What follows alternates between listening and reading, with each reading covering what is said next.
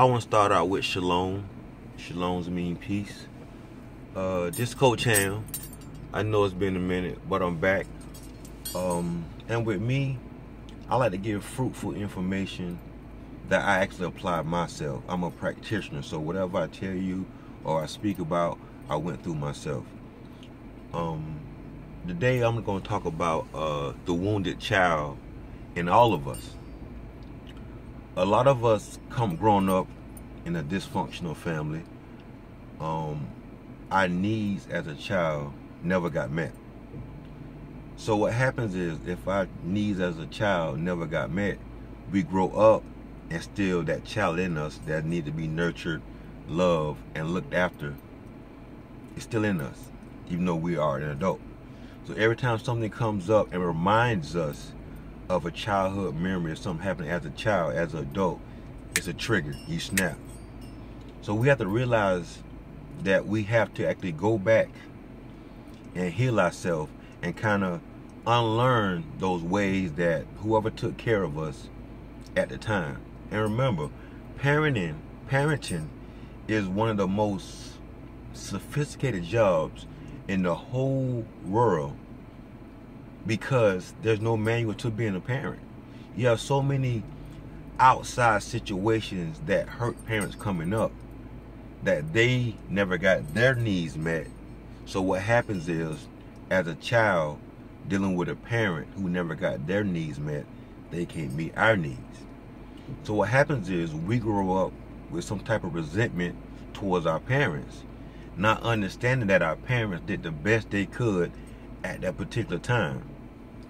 Point in case, as a kid, my mom never hired a babysitter. I was the babysitter. So I can remember plenty of Saturdays sitting in the windowsill, growing up in Lauderdale Manors, crying because my homeboy's going fishing and I can't go fishing because I got to watch my sisters.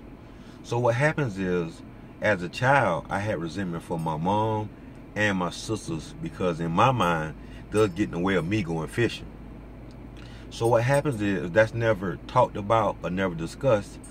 I grew up feeling the same way about my mom and my sisters until I started doing some personal self-healing work, understand why I was so intense, why I was so angry, why I was so disrespected. Oh, and that's another thing, disrespected.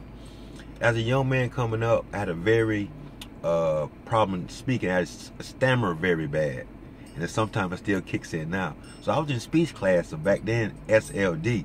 So back then, I thought I had a slow learning disability, so a lot of times I wouldn't talk. And it makes me smile now to hear myself speak so eloquently. And before, people never understood what was coming out of my mouth because of my stammering problem. And what stopped me from stammering was, I realized I couldn't talk as fast as my brain was processing words. And once I realized that, I'm like, wow, is that why I stutter? So I became very mindful at a young age of how to, I would say, fix my weakness within myself.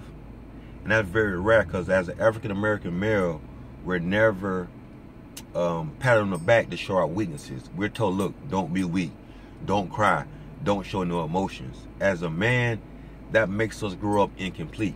Not being able to show emotions, not being able to grieve, not being able to cry, that makes us not human. We are very human. The other day, I cried probably like 15 minutes straight. I told somebody that, they're like, you cry? I'm like, of course I cry. I miss my great-grandfather. He died so abruptly when I was like 10 years old.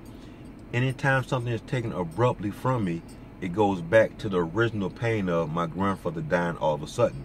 So now, in the present time, anytime something is taken from me abruptly, it goes back to that. My last relationship, it broke up so abruptly. What happened, I almost had a mental breakdown, because that breakup took me all the way back to when I was 9 years old and my grandfather left me so abruptly.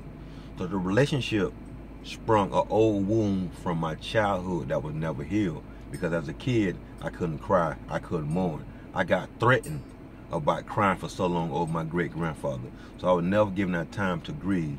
So as parents now, let's be very mindful and Get rid of those old habits of how we used to raise our kids and raise our kids to the updated, evolved version, and understanding that kids are just leaving the Most High and they're dependent on us for nourishment, loving, and guidance, and unconditional love. This is Coach Hamm. Love your kids, love yourself, and remember, you're lovely just how you are. Don't worry about what they say. Do you, stay in your lane. Coach Hamm out. Peace.